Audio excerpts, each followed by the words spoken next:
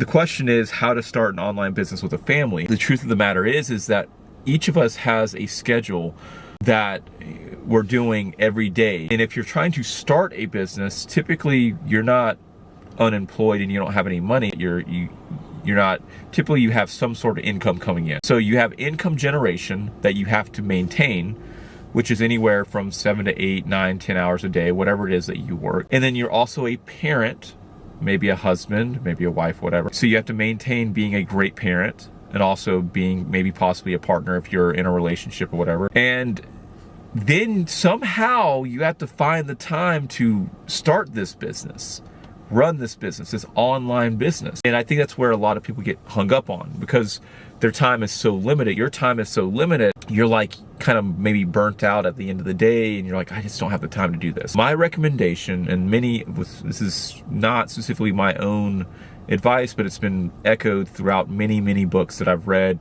podcasts, all that, is you have to have a block of time that is asset generation or deep work or whatever you want to call it, that is for you to build your business each day. Then you go and do your regular work, okay? So typically you do your asset generation first, which is building your business. Then you go do your regular income generation. Income generation is completely different than asset generation. Income generation is you are working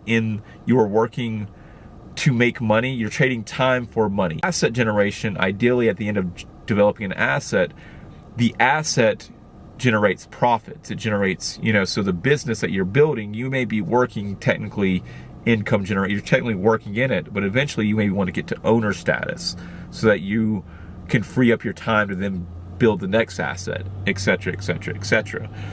You have to figure out the time block in your day to be able to do this, because if you don't, you'll never build your business. You're not going to sacrifice your time with your family. You're not going to sacrifice, or you shouldn't sacrifice working, but you also have to figure out how to make that time.